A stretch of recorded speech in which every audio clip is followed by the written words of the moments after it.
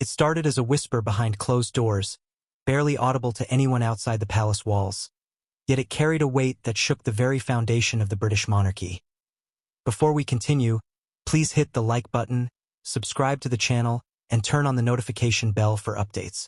Prince William, the future king, the public figure who had so often been portrayed as steadfast, composed, and unshakable, had received news that no one outside the inner circle was prepared to hear. The nature of his diagnosis was severe, far graver than the carefully curated statements released to the public suggested. Sources close to the family confirmed that the official narrative, reassuring, measured, and almost clinical, was only a fragment of the truth. Behind the polished exterior, the reality was far darker. And now, in the midst of this crisis, Prince William had made a request that had sent shockwaves through the palace.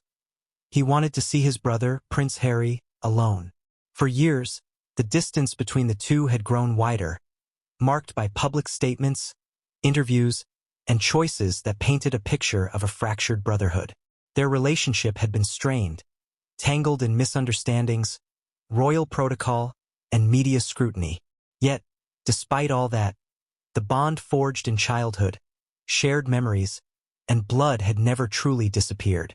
Now, faced with a life-altering moment, William's decision to reach out to Harry was unprecedented, deeply personal, and, some insiders believe, potentially the final chance for the brothers to reconcile, or at least speak honestly after years of silence. The palace corridors that had witnessed centuries of history, whispered secrets, and royal protocol now seemed to hum with tension. The usual calm formality of Buckingham Palace had been replaced by a quiet urgency. Staff moved silently, aware that something significant was unfolding, but instructed to maintain discretion. Every gesture, every glance, every closed door seemed loaded with meaning. In this moment, the weight of duty and blood converged, forcing both brothers to confront the realities of their past, their present, and the uncertain future that lay before them. Outside, the world remained oblivious. Headlines continued to cover the latest charitable engagements, state visits, and royal appearances, each one a carefully polished display of continuity and normalcy. But behind the velvet drapes and golden frames, a storm of emotion and uncertainty brewed. The public saw Prince William as composed, regal, and almost untouchable. Yet those closest to him understood that beneath that exterior lay a man grappling with fear, vulnerability, and the looming question of mortality. And then there was Harry, living thousands of miles away, navigating a life that was both public and intensely private, constantly under the microscope, yet carrying his own burden of guilt, regret, and unresolved tension with the family he had once been inseparable from. The decision to meet alone was not made lightly. For William, it was an acknowledgement that some conversations cannot be mediated, cannot be filtered through advisors, and cannot be staged for public consumption. This was a call for honesty, a plea for connection that bypassed all the barriers that had kept them apart for so long. And for Harry, receiving this request was both an opportunity and a test, a chance to step into a space fraught with emotion, history, and uncertainty. What would he say? How would he react? Could the words he had withheld for years now bridge the gap, or would they deepen the divide? As the brothers prepared for this unprecedented meeting, the palace seemed to hold its breath.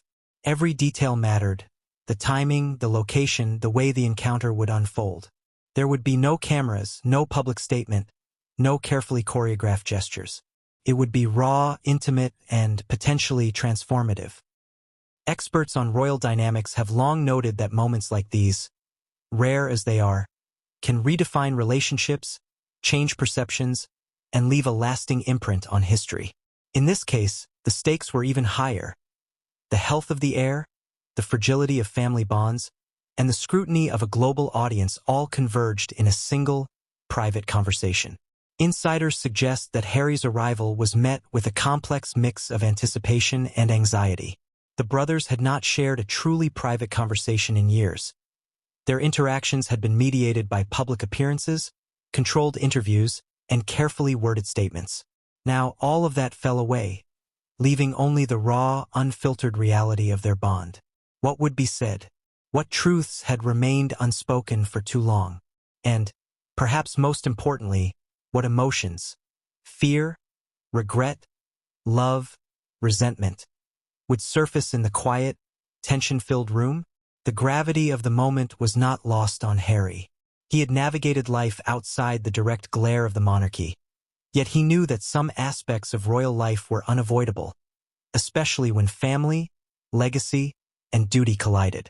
The news of William's diagnosis had shaken him to his core, reopening wounds he had thought he had managed, and challenging him to confront feelings he had carefully set aside. The thought of this being potentially the last real conversation he might have with his brother added urgency and intensity to every step he took toward the meeting. This encounter was more than a reunion. It was a reckoning. It was a chance for reconciliation, for honesty, for the acknowledgement of past mistakes and the affirmation of enduring bonds.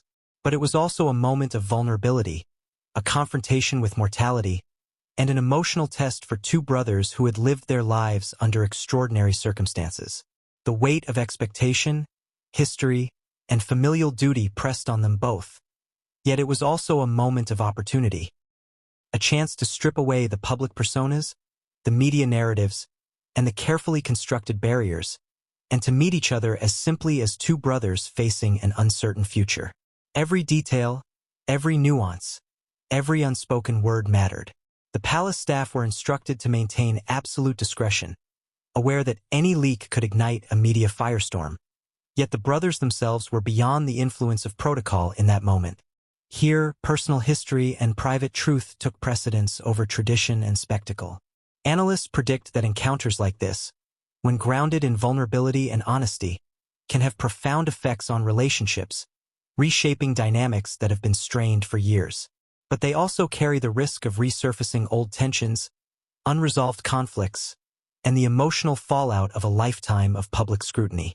Harry, reflecting on his own journey, understood the weight of this meeting. From his earliest memories of playful rivalry and shared adventures, to the public disputes and personal estrangements, the path that led him to this moment had been fraught with complexity. He had built a life apart from the palace, navigating fame, family, and personal challenges. Yet the bond with his brother had never truly faded. This meeting, summoned by William himself, was a reminder that some connections cannot be ignored, that some conversations must happen, and that some truths must be faced, no matter how uncomfortable or emotional they might be. And then there was the question of legacy. For William, the diagnosis was not only a personal challenge but a confrontation with the weight of history, duty, and the expectations of a nation. Every decision, every word, every gesture mattered, not just for the immediate family, but for the monarchy and the public perception of leadership and stability. The meeting with Harry was a delicate balance of private emotion and public consequence, a rare window into the human side of figures who are often seen as larger than life. For Harry, the stakes were similarly high. How to respond, how to engage, how to navigate the mixture of familial love and past resentments that had defined their relationship. In the midst of all this, the world outside continued largely unaware. Headlines celebrated royal engagements, public appearances, and charitable initiatives, while the private reality remained shrouded in secrecy. Only insiders, confidants, and those closest to the brothers truly understood the significance of this moment. It was a reminder that behind the glamour, tradition, and ceremony of the monarchy, there are human stories of fear, love, regret, and reconciliation that rival any drama on the global stage. As Harry approached the palace, every step felt heavier than the last. The air seemed thicker, charged with the weight of anticipation and unspoken emotion. Memories of their childhood flashed vividly. Late-night adventures on sprawling estate grounds, shared laughter echoing in the halls, secret games, whispered promises, and the comfort of knowing that no matter the outside world, they had each other. Those memories, once a source of joy, now felt tinged with nostalgia and regret, reminding Harry of all the time lost, the misunderstandings left unresolved, and the distance that had grown between them over the years. Inside, William prepared himself in solitude. The diagnosis was a private reality he had carried silently, even as the public saw a composed and regal figure. The gravity of the news weighed on him not only as an individual but as the heir to a centuries-old institution, expected to embody strength, resilience, and leadership. Yet in this private moment, away from the cameras, advisors, and formalities, he was simply a brother seeking connection, seeking understanding, and perhaps seeking forgiveness. The meeting with Harry was his attempt to reach across the chasm that had grown between them, a chance to speak from the heart, without mediation or interference. The palace itself seemed to echo with the history of brotherhoods and rivalries, alliances and betrayals, celebrations and sorrows that had unfolded within its walls over centuries. In a sense, this moment was no different from those countless stories. Yet it was deeply personal, a raw and unfiltered encounter that would be remembered not in official records but in the hearts and memories of the participants. The corridors that had once seen playful scuffles and whispered plans now bore witness to a tension far heavier, an encounter charged with emotions that words could scarcely capture. As the door to the private chamber opened, Harry stepped inside, his gaze meeting William's. There was no fanfare, no pomp, no audience. Just two brothers, confronted with the reality of life, family, and the fragility of time. In that silence, there was a tension that spoke volumes. Every heartbeat, every shift of weight, every subtle expression became a form of communication, a language of emotion that transcended words. The years of distance, the misunderstandings, the public disagreements, all of it converged in that moment, leaving only the raw truth of familial bond. The conversation began cautiously, tentative at first, as they navigated the fragile terrain of shared history and unspoken emotions. William's voice, steady yet tinged with vulnerability, conveyed the weight of his diagnosis, the fear that accompanies uncertainty, and the longing for reconciliation. Harry, equally emotional yet composed, listened intently, absorbing the gravity of the situation while grappling with his own feelings of guilt, regret, and unresolved tension. The room was thick with emotion, each sentence carrying the weight of years apart, each pause filled with the weight of reflection and unspoken sentiment. As they spoke, memories resurfaced, not just of childhood but of shared experiences in adulthood, moments of laughter, moments of conflict, moments when the distance between them seemed insurmountable. These recollections served as both balm and sting, reminding them of the love that had once defined their relationship and the pain that had fractured it. The dialogue was punctuated by moments of silence, deep breaths, and the unspoken understanding that some things could not be undone. Yet some things could be mended, at least partially, if approached with honesty and empathy. The meeting was more than a conversation. It was a journey through time, emotion, and human complexity. It was a reminder that behind every public figure, no matter how composed, there exists a private world of fear, love, and vulnerability.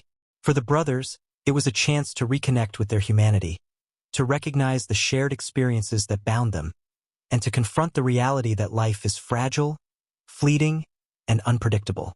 In facing this moment together, they were forced to acknowledge not only the pain of the past but the importance of presence, honesty, and the possibility of healing.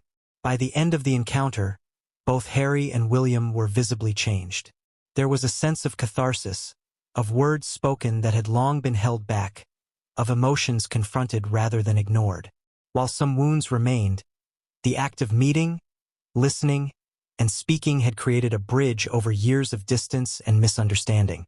It was a private, intimate moment that would remain etched in their personal histories, a moment that the public might never fully understand, yet one that carried profound significance for both men. As Harry left the palace, the weight on his shoulders felt different.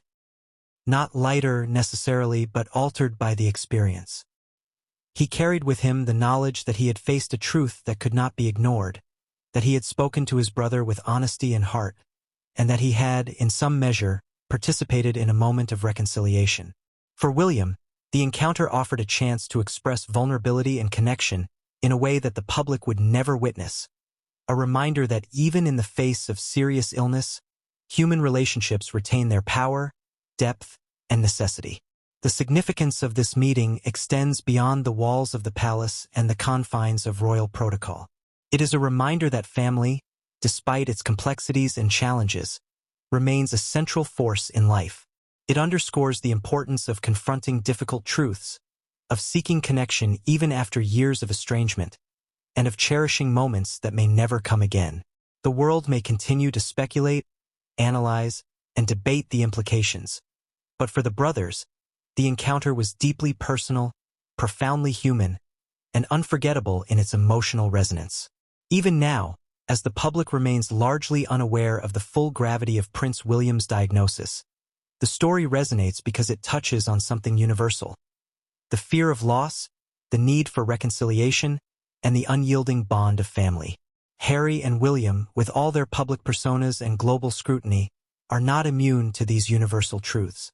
Their private encounter serves as both a poignant narrative of royal life and a mirror for viewers, inviting reflection on the relationships, regrets, and connections in their own lives. This introduction sets the stage for the deeper exploration that follows.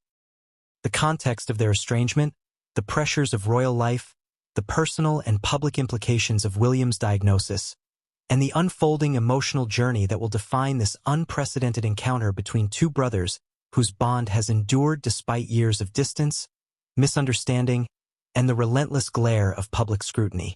The news broke quietly, but its impact was immediate and profound. Within the palace walls, whispers traveled like wildfire, careful not to reach the ears of the press but impossible to contain entirely among those who worked closest to the family. Prince William, the heir to the throne, the symbol of stability and continuity, had received a diagnosis that none of his advisors, staff, or family had ever expected. Insiders, speaking under the veil of confidentiality, revealed that the severity of the condition was far worse than anything publicly admitted. While the official statements were measured and reassuring, the reality painted a more alarming picture. William was confronting a serious health crisis, one that had the potential to alter his life, his role as a future king, and the dynamic of the royal family forever. For William, this was a private battle, one he bore largely in silence. The public saw a man composed, confident, and regal, but behind the ceremonial smile and poised appearances, there was a storm of fear, uncertainty, and vulnerability. Staff who had been by his side for years spoke of the change in his demeanor, the subtle weariness in his eyes, the fleeting moments of hesitation, the quiet reflection during walks through the palace gardens. Even for someone who had been trained to embody composure and leadership, the diagnosis was a blow that could not be masked entirely, a reminder that even the strongest figures are human, fragile, and susceptible to life's unpredictability. The first challenge was concealing the full truth from the public, a delicate balancing act that the palace had navigated countless times in the past. Media scrutiny, endless speculation, and global attention meant that any leak could ignite a firestorm. Yet, insiders confirmed, the severity of William's condition required more than just careful messaging. It required immediate family support, honest conversations, and private moments of reflection that had become rare in the glare of royal life. The decision to limit exposure was both protective and strategic. It allowed William to process the gravity of the situation on his terms, while minimizing unnecessary public panic or sensationalism. But secrecy, as always, came with its own tension. Within the walls of the palace, the staff who were privy to the truth felt the weight of responsibility.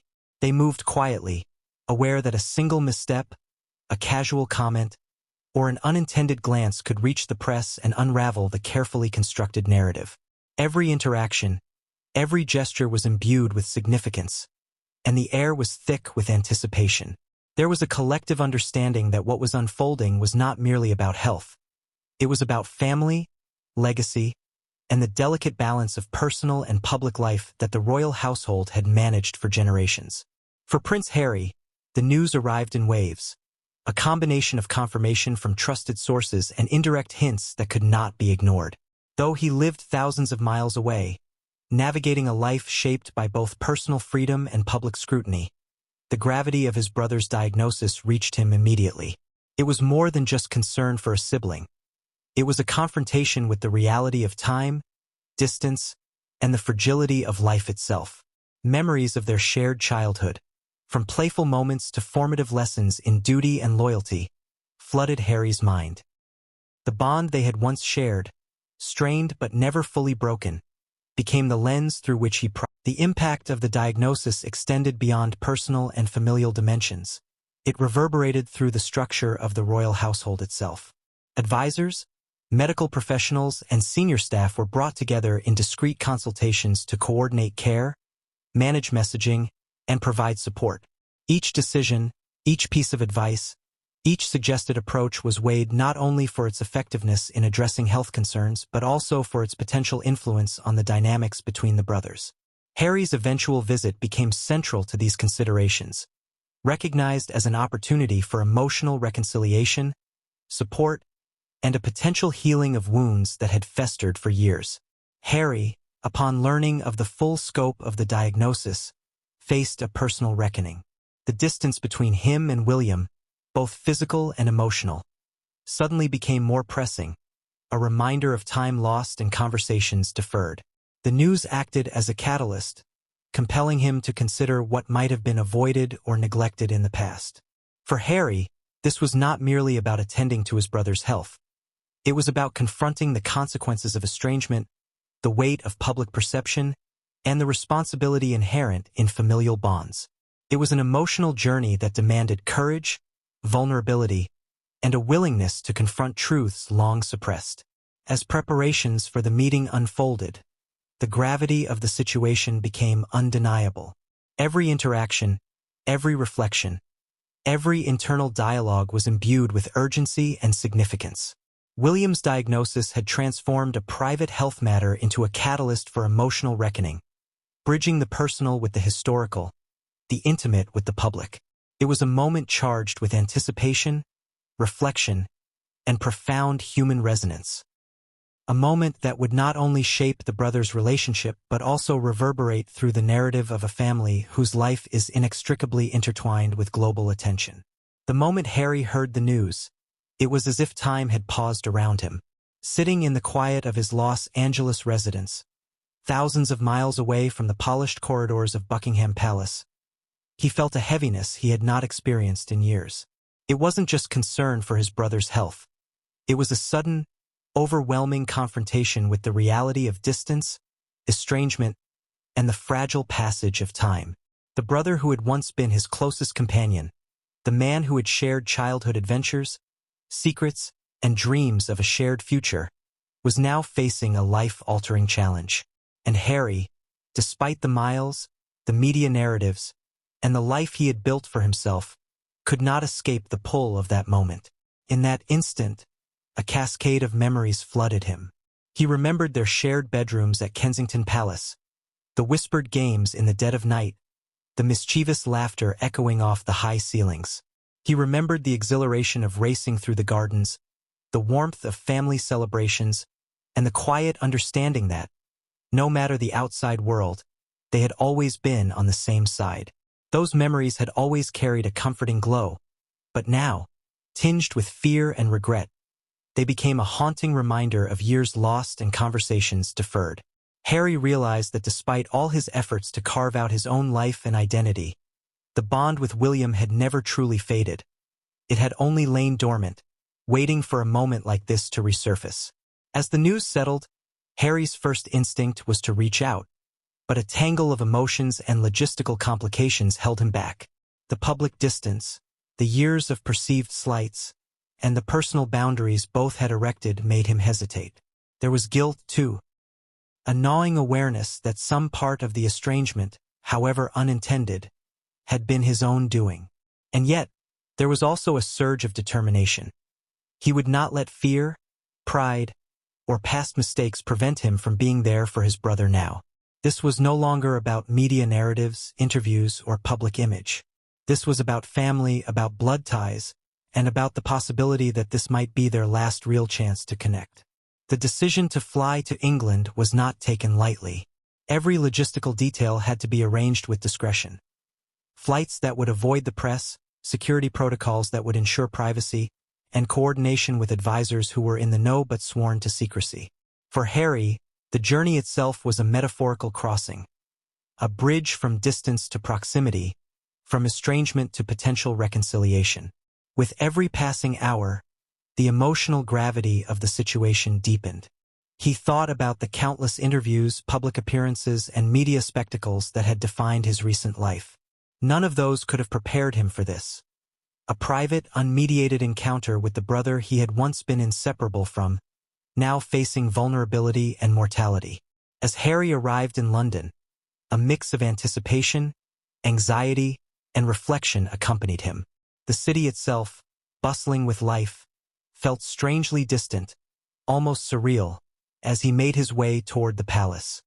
He imagined William waiting, poised yet vulnerable, a man accustomed to command now quietly confronting the fragility of his own existence. For Harry, the visual of his brother in that private space became a focal point for a range of emotions. Love, fear, guilt, and hope. Each step toward the meeting felt like a return to something fundamental, a confrontation with a truth that had been long postponed. The night before the meeting, Harry could barely sleep. His mind was a whirlwind of memories and hypothetical scenarios. What would they say? What would remain unsaid? How would the silence between them, so often filled with tension, misunderstanding, and unspoken resentment, be navigated now? He revisited key moments of their shared past, from childhood victories to public missteps, from intimate conversations to heated arguments. In each reflection, he sought guidance. How to approach his brother with honesty, empathy, and openness, while also protecting himself from the potential pain that such a reunion could bring.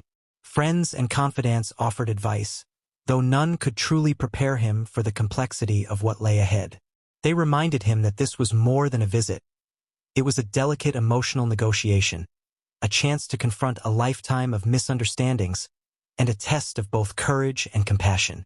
They cautioned him that the conversation could be raw, uncomfortable, and deeply transformative. For Harry, the stakes were immense, not only in terms of family relationships but also in understanding his own role within a narrative shaped by years of media scrutiny, personal choices, and the expectations of a global audience. Upon entering the palace grounds, Harry was struck by the quiet intensity of the environment. The usual hustle of staff and ceremonial routine was replaced by an almost reverent stillness. Those entrusted with the knowledge of William's condition moved carefully, aware that every action, glance, and word carried weight. For Harry, this heightened attention served as both reassurance and reminder of the gravity of the moment. This was not a casual visit. It was a moment charged with the weight of history, emotion, and human vulnerability. The first glimpse of William was a study in contrasts. The outward appearance of composure, honed over years of public life, was still there, but it was accompanied by subtle signs of strain, faint lines around the eyes, a slightly slower gait, a measured calm that hinted at the storm beneath. As Harry approached, he felt a convergence of emotions. Relief at finally being face to face, sorrow at the circumstances that had necessitated this meeting, and anticipation of the conversation to come. For the first time in years, the brothers would speak privately, unmediated, and on equal footing. When they finally met, the initial moments were tentative.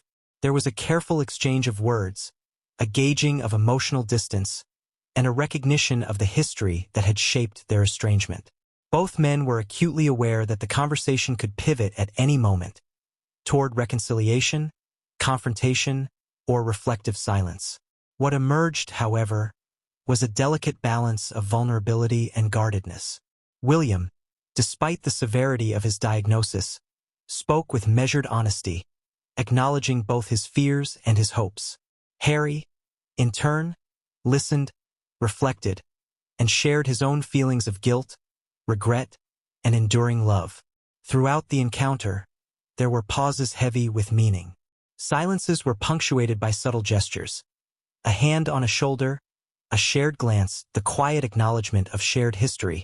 It was in these moments that the true weight of the meeting became apparent. This was not just a conversation. It was an emotional negotiation, a delicate dance between past grievances and present vulnerability, a chance to bridge a gap that had been growing for years. By the end of the first hours, Harry's emotional response had evolved. Initial anxiety and apprehension gave way to a profound sense of connection and understanding. The meeting had forced him to confront emotions he had long avoided: sorrow for lost time, empathy for his brother's struggle, and gratitude for the opportunity to engage directly, honestly, and without external interference. For Harry, this reaction was not simply about support.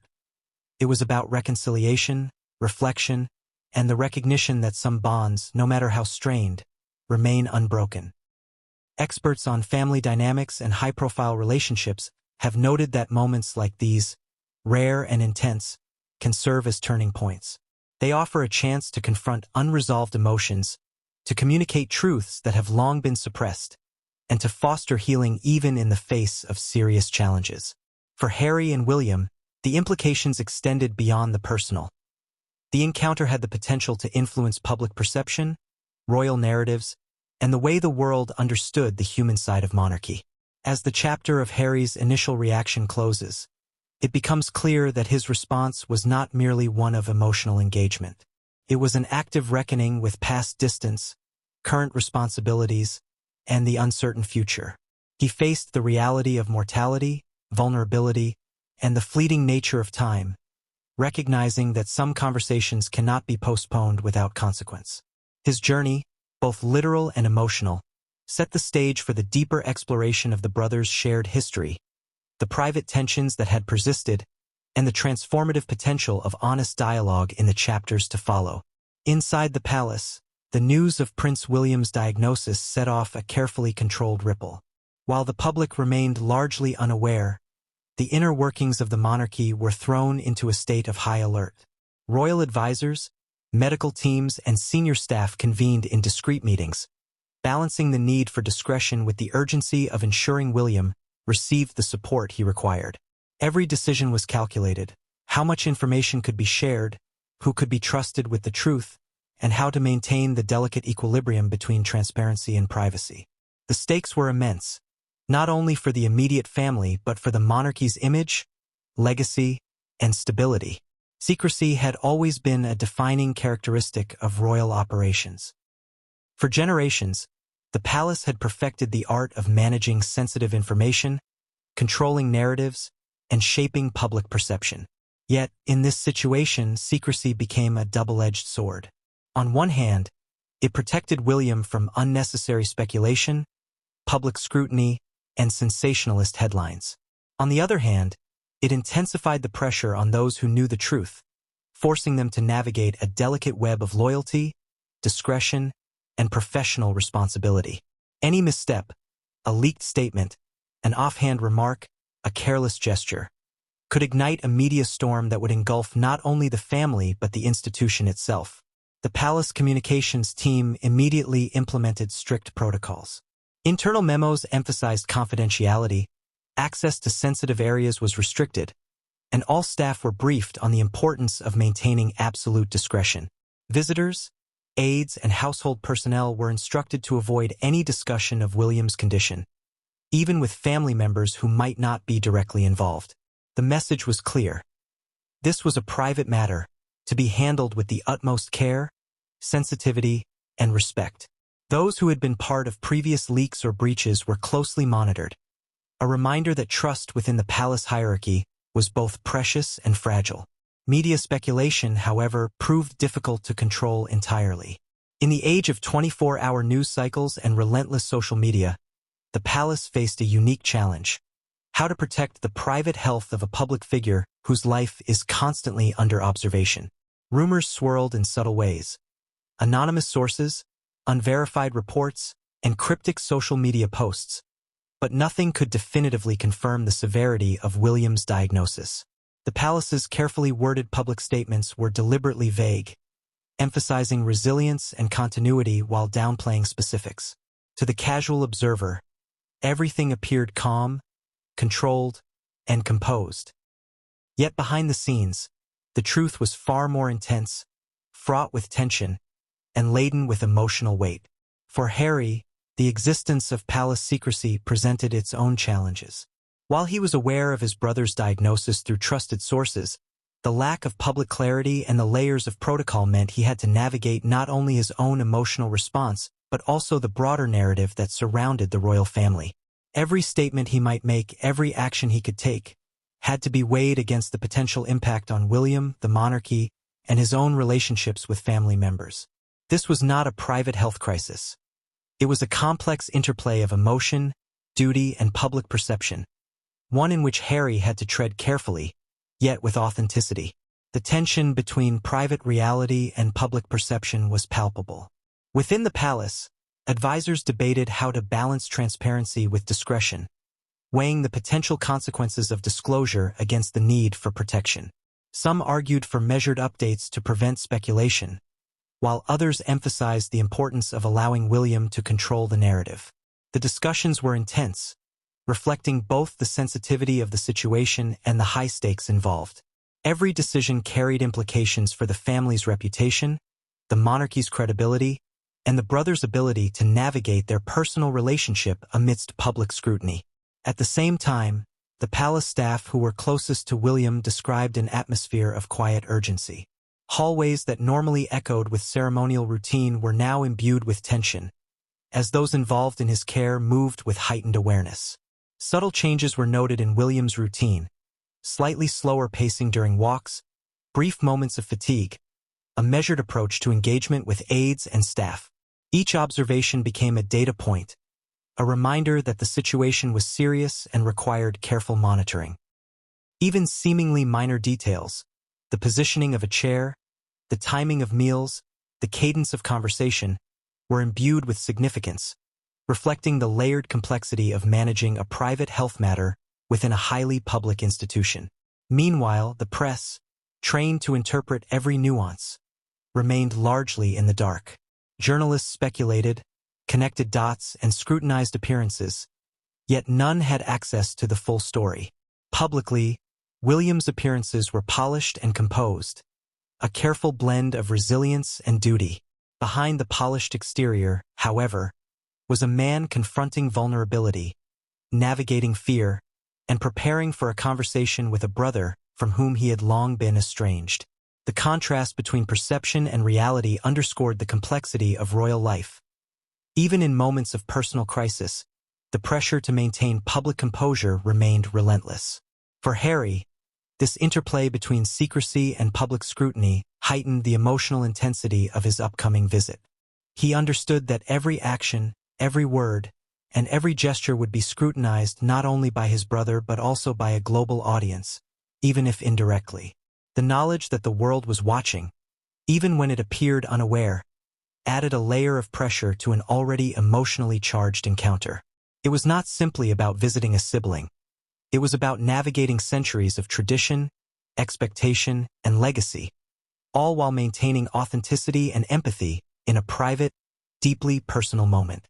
Insiders confirmed that the decision for a private meeting was, in part, a response to this unique tension. By removing mediators, cameras, and public scrutiny, the palace created a controlled environment where the brothers could speak honestly. It was a recognition that some truths could not be conveyed through statements or filtered dialogue, and that some connections required intimacy, vulnerability, and trust. The secrecy itself became a protective layer, a buffer that allowed emotional honesty to emerge without the interference of protocol, public expectation, or media interpretation. The broader implications of this secrecy were not lost on those involved. Beyond the immediate family, the palace hierarchy, and the advisors, there was an awareness that the handling of William's diagnosis could shape public perception of the monarchy for years to come. The careful balance between transparency and discretion reflected not only a desire to protect personal privacy, but also an understanding of the institution's fragility in the modern era. The monarchy's legitimacy, credibility, and emotional resonance depended on its ability to manage sensitive information with discretion, empathy, and foresight. In this environment, Harry's emotional preparation became intertwined with the palace's operational strategy. He had to navigate not only his own feelings of concern, guilt, and love, but also the institutional imperatives that governed the family he was returning to. This dual responsibility, personal and public, added layers of complexity to his visit, emphasizing the unique challenges of reconciling private emotion with public duty. The secrecy surrounding William's condition, while protective, also underscored the fragility of human connection in a life governed by protocol, expectation, and scrutiny. As the chapter closes, it becomes clear that the palace secrecy and media silence were more than administrative necessities. They were active participants in the unfolding narrative. They created tension, heightened anticipation, and amplified the emotional stakes for both brothers. They shaped the context of Harry's visit, framed the dynamics of the encounter, and underscored the delicate balance between privacy and public interest that defines life within the royal family. Within this web of discretion and control, the brothers were preparing to navigate one of the most personal and consequential conversations of their lives. A conversation that would transcend protocol, headline, and history to touch the raw human core of sibling connection. The request was simple in its phrasing but monumental in its implications. Prince William, in the quiet of his private chambers, had sent word to his brother. For William, making the request was not easy. Decades of public scrutiny had taught him the value of careful phrasing, of measured decisions, and of controlling the narrative. To ask Harry for a private audience meant stripping away layers of protection, risking vulnerability, and confronting the raw human reality beneath the polished exterior of monarchy. It was a recognition that some truths cannot be mediated, and that some conversations require the courage to face them head-on. Behind the composed facade, William was aware of the emotional stakes. This could be a chance to reconcile, to speak honestly, or even to say what might be the last words between them if his health declined further. For Harry, receiving the request was both a shock and a deeply stirring moment. The invitation itself carried the gravity of acknowledgement. William, despite years of distance and unresolved tension, had reached out. It was a signal that the bond they shared, though strained, still held significance. Harry, navigating life in the United States under constant public scrutiny, understood that this was not merely a casual family matter. This was a deliberate, emotionally charged plea for connection. It demanded careful consideration, emotional readiness, and the courage to engage with a brother who had been both a companion and a point of tension throughout his life. The circumstances surrounding the request underscored the complexity of royal life. For ordinary families, reaching out to a sibling in times of need is a natural instinct. For the heirs to the British throne, however, every action, every word, and every gesture is layered with symbolism, protocol, and public consequence. Asking for a private meeting meant navigating centuries of tradition, managing the expectations of staff and advisors, and confronting the eyes of a world that, while unaware in detail, always watches. The simplicity of "I want to see you alone" belied the intricate web of dynamics, loyalties, and emotional history that both men carried. The logistics of arranging the meeting added another layer of tension.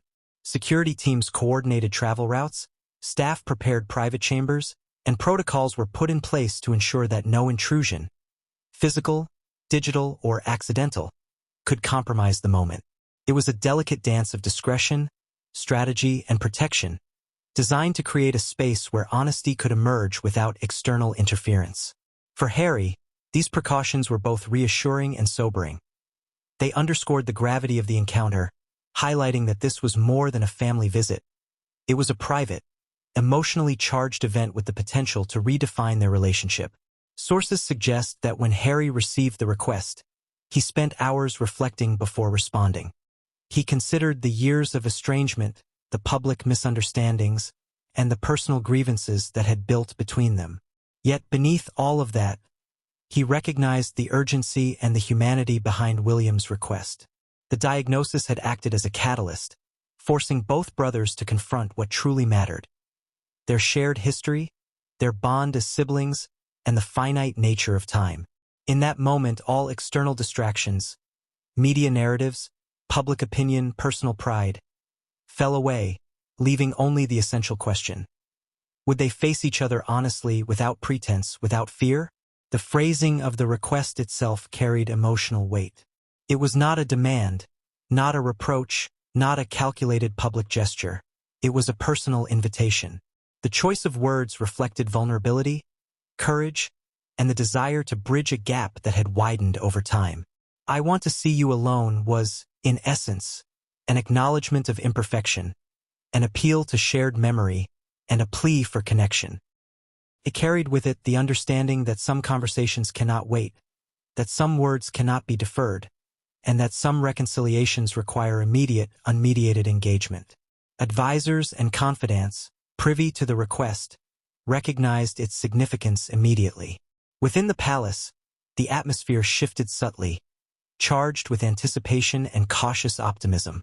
Staff whispered about the rarity of such a personal outreach, noting that for decades, the brothers had maintained a formal distance punctuated by public gestures and controlled interactions. To see William initiate a private meeting was unprecedented, signaling not only the severity of his situation but also the importance he placed on repairing, or at least confronting, the relationship with Harry. Harry's internal response was multifaceted. On one level, there was the practical consideration, travel, logistics, and timing. On another, deeper level, there was the emotional reckoning. The need to prepare for an encounter that could be emotionally overwhelming, potentially life-altering, and deeply intimate. He reflected on past moments, public and private, where tension had marred their interactions. He considered the possibility of closure, forgiveness, or renewed understanding. And he acknowledged, with a mixture of anticipation and apprehension, that this meeting could be a turning point, defining the nature of their relationship for years to come, or possibly marking their final meaningful exchange. The request also prompted reflection on the nature of family and mortality. William's health crisis cast a stark light on the fragility of life, emphasizing that unresolved conflicts, unspoken words, and deferred conversations carry a cost. For both brothers, the message was clear. There are moments in life that demand courage, honesty, and presence. Delaying, deflecting, or avoiding could result in regret, while engaging could foster understanding, closure, and emotional reconciliation. The weight of this realization added depth and urgency to Harry's response, framing the meeting as a moral and emotional imperative. When Harry accepted the request, a deliberate and careful plan was set in motion. Travel arrangements were coordinated with precision, ensuring privacy and security at every step. Advisors prepared both brothers for the emotional complexity of the encounter, offering guidance without interfering in the personal nature of the meeting. The palace, for its part, maintained strict confidentiality, allowing the brothers to navigate the encounter without public scrutiny or media interference. This careful orchestration reflected the high stakes of the moment, emphasizing that the request was not merely a family matter, but a deeply consequential event within the broader narrative of the royal family. In the moments leading up to the meeting, anticipation and reflection dominated Harry's thoughts. He considered how William might receive him, how emotions would unfold, and what words, if any, could convey the depth of his feelings. He understood that this was a moment of vulnerability for both of them, a rare opportunity to confront the past, reconcile differences, and engage honestly with each other. The simplicity of William's request, "I want to see you alone," belied the profound significance of the encounter. It was an invitation not only to witness vulnerability but to participate in it, to respond with empathy, and to navigate the delicate terrain of brotherhood under extraordinary circumstances. The chapter closes with a sense of tension and anticipation, capturing the emotional gravity of the request. It is not merely a logistical arrangement or a formal meeting. It is an act of courage, a step toward reconciliation, and a confrontation with the fragility of life and family bonds. The request set in motion a journey that would test both brothers, challenge their assumptions, and open the door to a conversation that had been deferred for far too long. A conversation that could redefine their relationship, at least in this critical moment, and perhaps leave an indelible mark on their personal and familial legacy. The relationship between Prince Harry and Prince William had always been a mixture of deep affection and complex tension. From their earliest years, they were inseparable, bound by blood, shared experiences, and the unique pressures of growing up in the spotlight. The playful rivalry of childhood evolved over time into a bond shaped by responsibility, public scrutiny, and the intricate dynamics of royal life. Yet, beneath the surface of camaraderie and brotherhood, subtle strains began to emerge. Strains that, over the years, would solidify into moments of distance, misunderstanding, and, at times, profound resentment. In their youth, Harry had often looked up to William as both a guide and a rival. As the older brother, William carried the weight of expectation and precedence, serving as a model for behavior, duty, and protocol. Harry, by contrast, was both the energetic younger sibling and the observer of William's responsibilities, sometimes questioning the rigid structures of royal life while also admiring his brother's composure. Their relationship was defined by these contrasts. Loyalty intertwined with competition, affection tempered by unspoken comparisons. Childhood games, shared adventures, and moments of mutual protection created bonds that were strong yet complex, laying the foundation for both closeness and friction in adulthood. The strains became more pronounced as they matured, particularly during adolescence and early adulthood. Media attention intensified, and every gesture, statement, or public appearance was dissected, compared, and often misrepresented.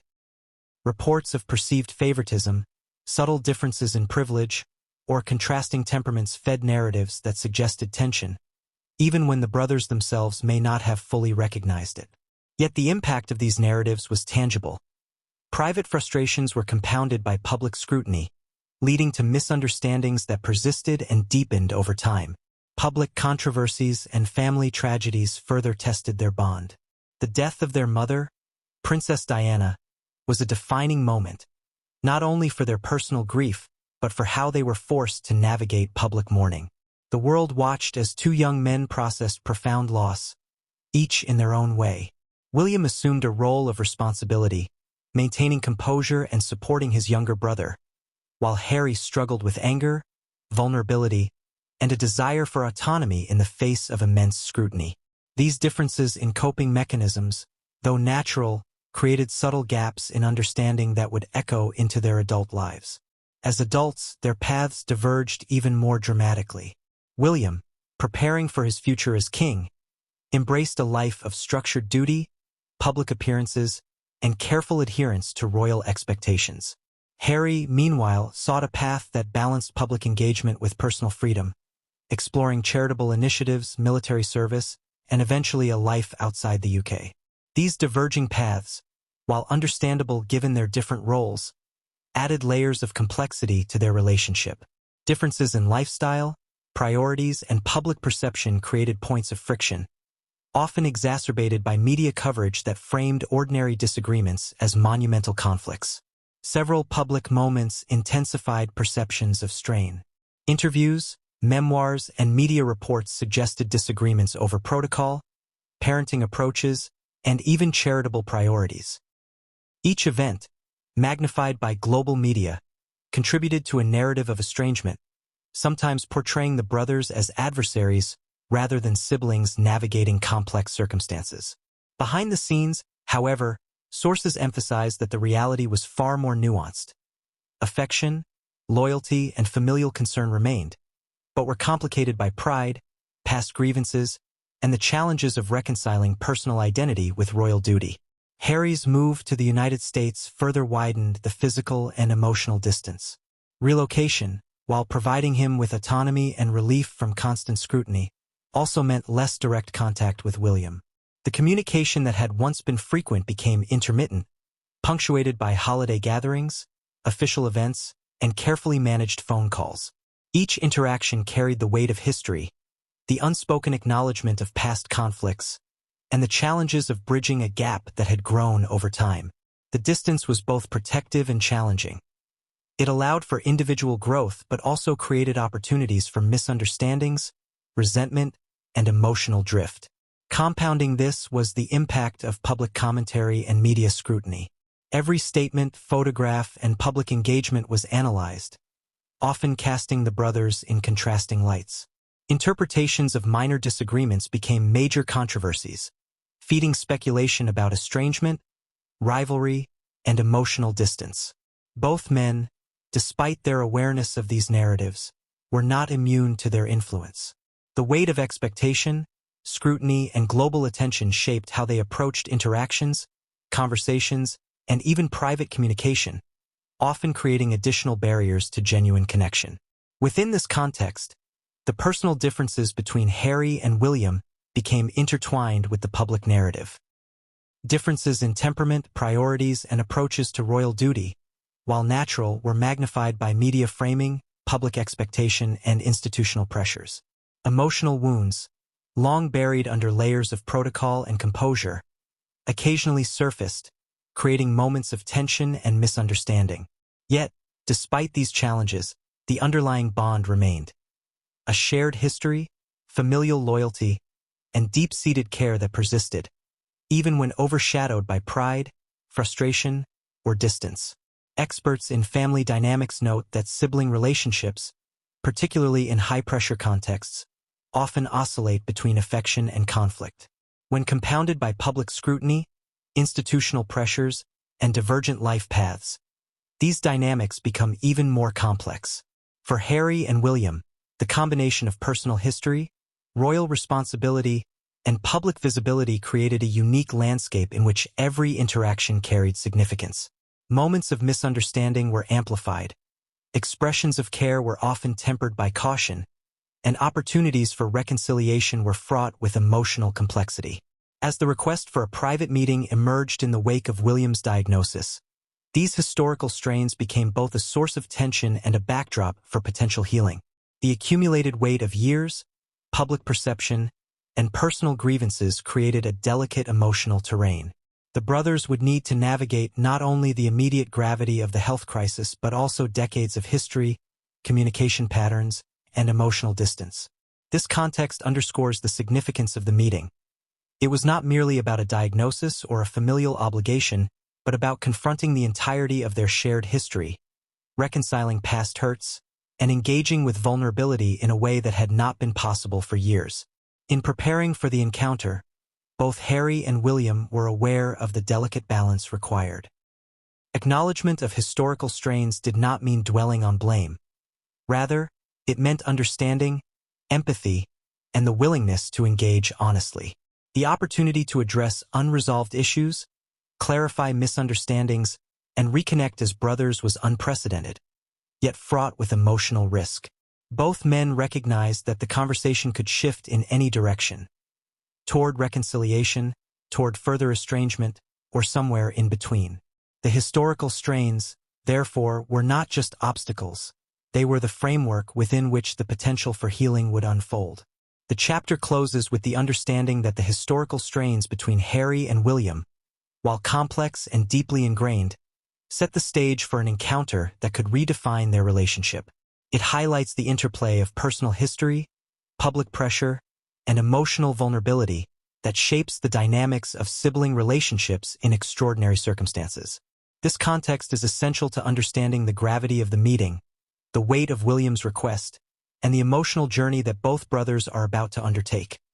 A journey that will test their resilience, empathy, and willingness to confront the past for the sake of connection in the present. The palace corridors were unusually quiet that day, the kind of silence that carries weight and anticipation.